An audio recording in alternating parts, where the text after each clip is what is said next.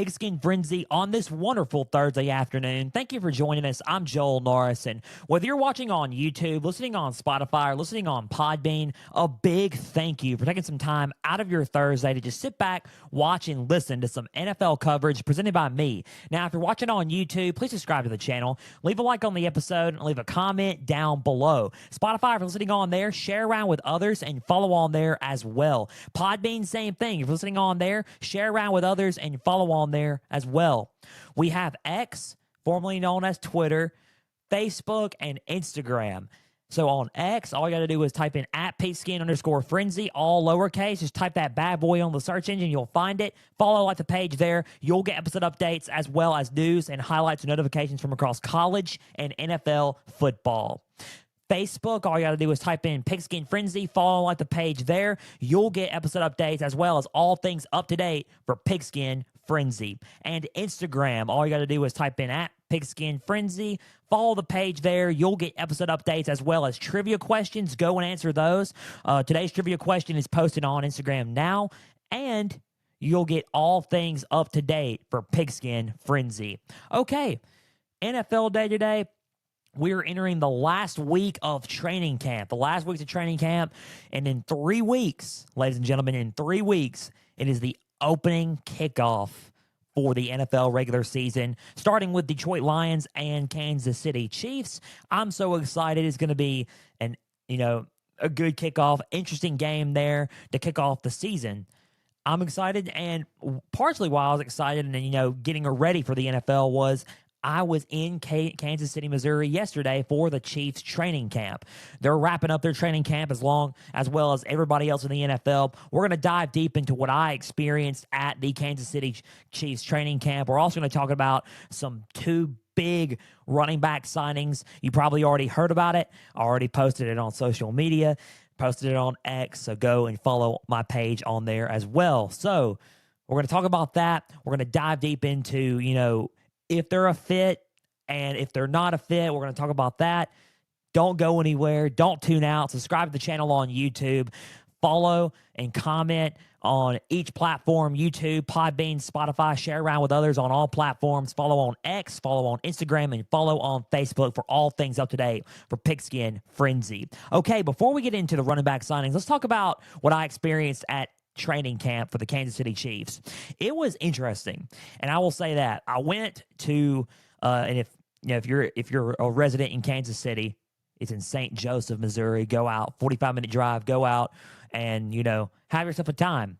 Also, you probably can't see it because the camera, the camera's kind of bright, but wear sunscreen because I'm a little sunburned after that. But it was fun. It was interesting. I met up with with offensive lineman Joe Tunney, Trey Smith. Go and I had a picture with Trey Smith.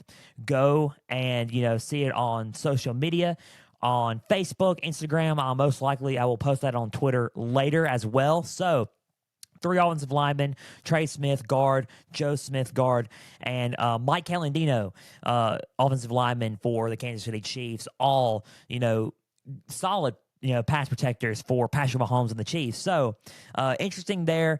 I saw how they were, and I, was, spectating on, how, they were training and how everything looked. They all look great. Especially in the preseason, they've looked good. Blaine Gabbert has looked good. Mahomes especially has looked good, and as well as all the other players have looked really, really well. Justin Ross, wide receiver for the Kansas City Chiefs from Clemson, who, has had a history of, almost career-ending issues on his neck. He's playing again. Good for him. He's with the Kansas City Chiefs. He suffered what looked to be a frightening injury, but now Justin Ross is back, and he was practicing, and he is, geared up to be a prime receiver for Patrick Mahomes this season in the offense. So good for him. He was back. But Isaiah Pacheco, he looked solid. He looked a little bit gimpy. I may be just seeing things. He looked a little bit gimpy, but Isaiah Pacheco looked he was ready and he was prepared, just like everybody else on the team was. Mahomes looked good. He led some drives down the field that ended in a touchdown. He threw one interception. The defense looked solid. Some of the play calls were, I would say hearsay, I guess, kind of in the middle. But I think that the Chiefs look good. They're going to be a top team to be messed with in the AFC. Once again, they're still the defending Super Bowl champions, and they're still the Kansas City Chiefs. Now, the only one thing that I found that was kind of be on the lookout for that I would clean up was probably the holding penalties. There was a lot of holding penalties when I was, looking at them, and I was seeing, a bunch of penalties just being enforced, right? There was a lot of holdings. So Mahomes was throwing an out route to Ross. Ross was held. He threw one to Kelsey. Kelsey was also held. I mean, it was interesting. It was some of those penalties were interesting. I think they got to clean those holding penalties up, those pass interferences up. Those can cost you some big chunk plays. So I think that's the only one red flag that I had about the Kansas City Chiefs in general. But it was good to be a spectator there. We got a lot of big things to come out of that training camp. For me personally, with Pigskin Frenzy, it will be announced soon, so just tune in on all platforms for that announcement. But it was a good day. Kansas City Chiefs look good. They're getting prepared. Their last training camp was today, was military day. And as we wrap up training camp and head into the season, the Kansas City Chiefs are a team to still, be messed with, right? They're still the team to beat. So Kansas City looks good. Only thing I would clean up, like I said, is those holding and pass interference penalties, because those can cost you some big plays and sometimes even football games. So Kansas City Chiefs look good. It was a fun experience at the Kansas City Chiefs training camp, and honestly, can't wait to be back up there in Kansas City soon. So moving on, let's talk. That was some training camp talk for the Kansas City Chiefs. That was my trip there. You saw it on social media and on Instagram and on Facebook and Instagram. So moving on, let's talk about some of these signings come out of training camp, the last weeks of training camp before we head into the season, right? So in 2 weeks, also just a reminder, this is a little bit of a promotion. I will release. This could probably take up the whole episode, but on the 31st edition, August 31st edition of Pigskin Frenzy, I will release my top 10 teams in the NFL. My top 10 NFL teams, the power rankings for Pigskin Frenzy in the NFL. So you're not going to want to miss that as well. So we're entering the regular season, folks. I just got to do a little promotion. So let's talk about some of these signings. And it caught my eye because it was 2 running back signings. Now, I've been waiting for one. I've been waiting for both of them, but one I was waiting for more than the most, and it involves running back Ezekiel Elliott, Dalvin Cook. I was waiting for Dalvin Cook to be signed to a team, and I was waiting for Ezekiel Elliott to be signed to a team, more so Dalvin Cook, just to see where he would land. But Ezekiel Elliott signed on the same day, so it was very interesting. And let's just talk about Ezekiel Elliott first. So, according to NFL insider Ian Rappert, the New England Patriots are signing running back Ezekiel Elliott to a 1-year, $6 million deal, and they got it done. They have landed Zeke. So they're going to feed Zeke in New England. He's going to revert back to his old Ohio State college football number 15. He's got a fresh haircut. The afro's kind of gone. He's got a buzz cut now. He's leaner. He's bigger. He's getting reps in at the final days of New England's training camp. He reported yesterday. He looked good, and he's getting goal line. He was doing goal line. So today, kind of as we enter the last days of training camp, he looked solid. He looks like he's ready to make a splash in that offense with Mac Jones. I know Ramondre Stevenson is going to be the prime back for the New England Patriots, but you can rotate him and Ezekiel Elliott out. Zeke is a solid running back. I think in a way he's got to ease his way into the lineup. Zeke does. And what I mean is I would start Ramondre Stevenson and then ease your way with Zeke. If you want to start Zeke, ease your way with him into the lineup. I would say week 1, week 2, maybe even week 3, start Ramondre Stevenson. Let Ezekiel Elliott know the offensive playbook for Bill O'Brien's, playbook, but then eases his way into the lineup because he is a back that needs to be played. He's a back that does not need to be on the bench, and you need to. He's going to get his yards, right? So you need to rotate him and out with Ramondre Stevenson. So it was a good signing. I think he would be. He's a tremendous fit. Honestly, I think he's a good fit for Bill O'Brien's offense.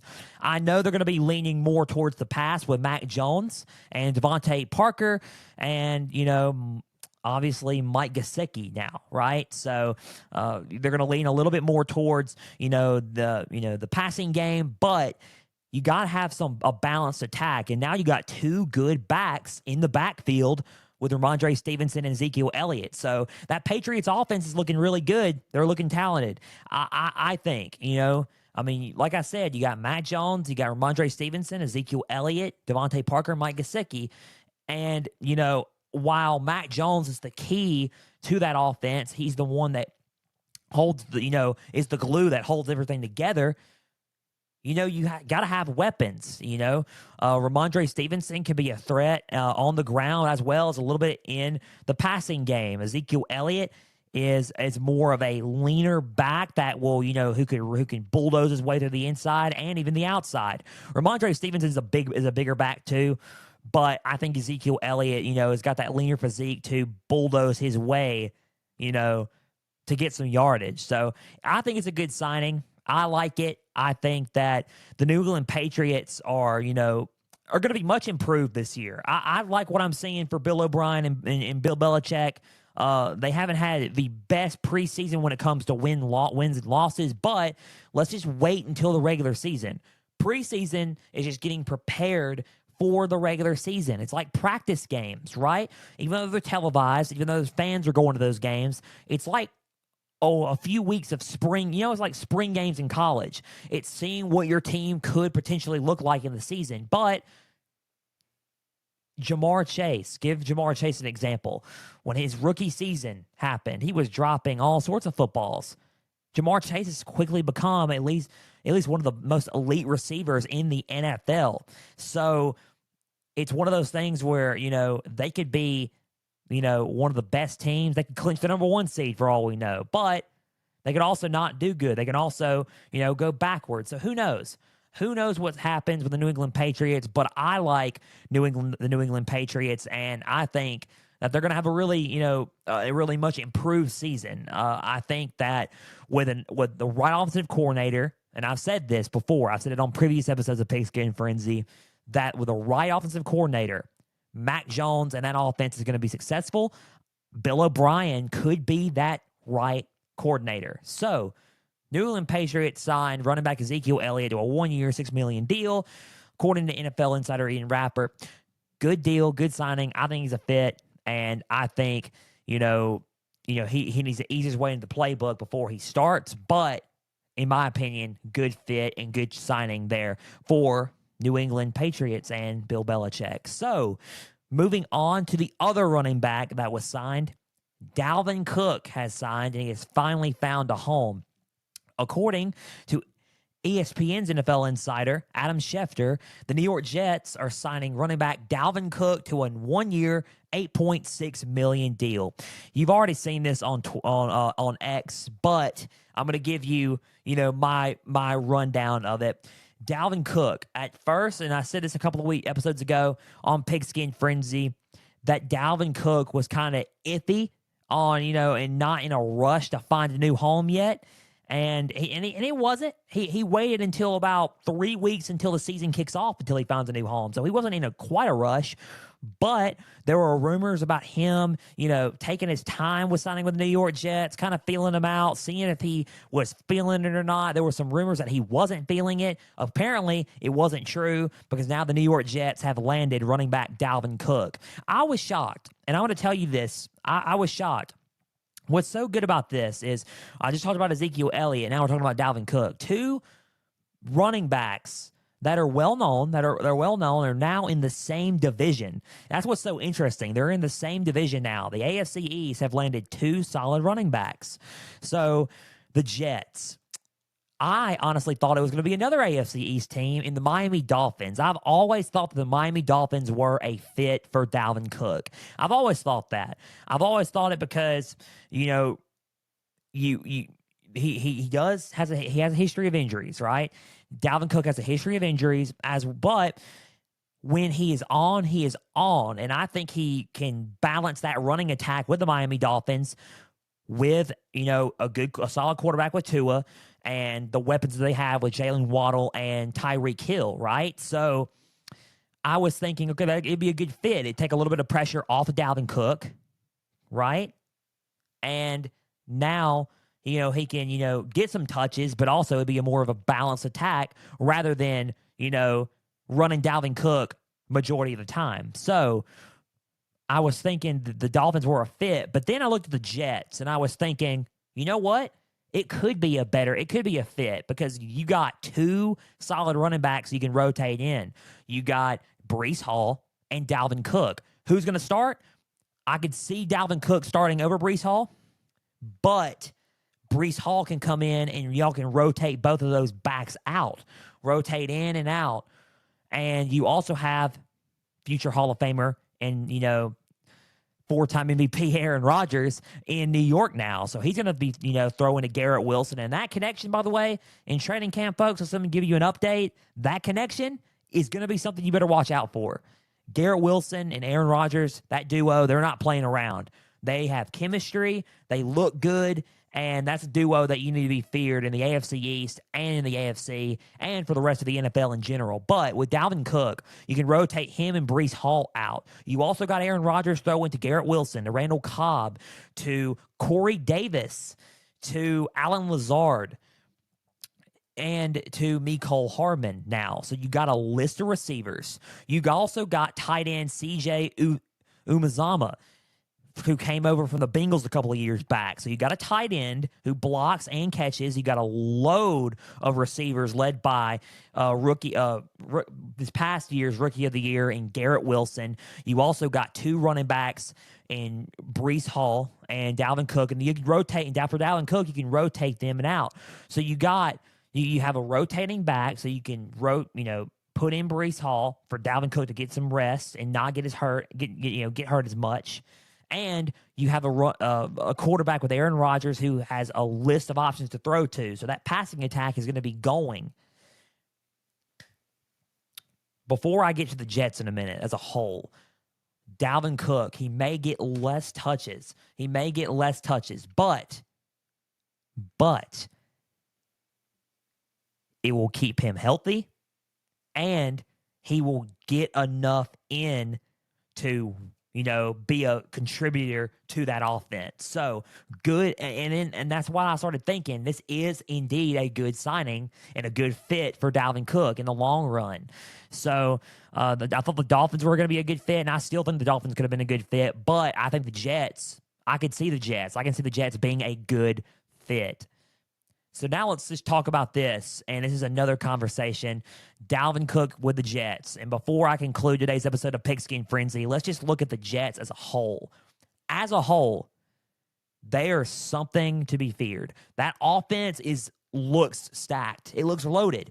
You got Garrett Wilson, Alan Lazard, Mecole Hardman, Corey Davis, and Randall Cobb all as receivers. You got a tight end in CJ Umazama. You got a quarterback, a four-time MVP, a Super Bowl champion, and a future Hall of Famer in Aaron Rodgers throwing to them. You also have a good running back in Breece Hall, and you have a good, solid running back in one of the best in Dalvin Cook. They're going to rotate in and out. On defense, you have Quinnen Williams. You have in the secondary, sensation and defensive player, Rookie of the Year last year, and probably future defensive player of the year, Sauce Gardner. Turning into one of the elite defensive backs in the league.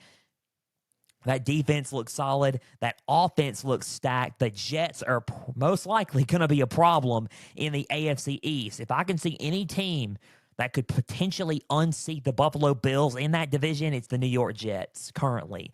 I think the New York Jets are built enough.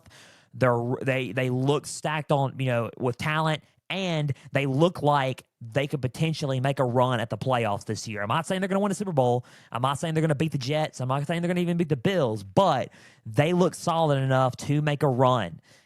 That team as a whole looks good. So it will be interesting to see in the next 3 weeks what they do on Sunday, September 10th. The Jets are in prime position, and they are ready, and they have a team set and lined up, ready to go to war every Sunday or Monday or Thursday in the NFL. So that's all I got for today, and that's all I got for Pigskin Frenzy. So again, a big thank you for taking some time out of your Thursday to just sit back, watch, and listen to some NFL coverage presented by me. Now, if you're watching on YouTube, please subscribe to the channel, leave a like on the episode, and leave a comment down below. Spotify, if you're listening on there, share around with others and follow on there as well.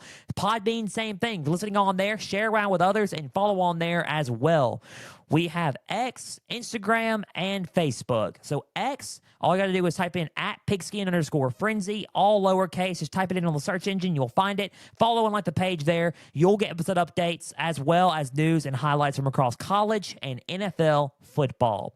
Facebook, just type in Pigskin Frenzy, follow and like the page there. You'll get episode updates as well as all things up to date for Pigskin Frenzy. And Instagram, all you got to do is type in @Pigskin Frenzy, follow and like the page there.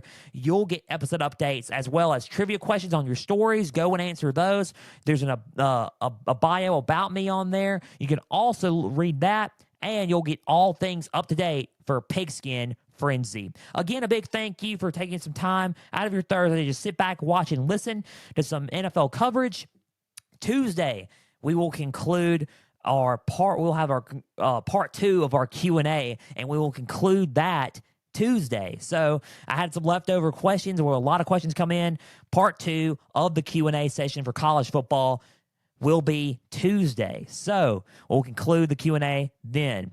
So I'm Joel Norris, signing off. See you Tuesday. Big stuff coming for Pigskin Frenzy. Stay tuned to that also. And for everybody out there, stay the course.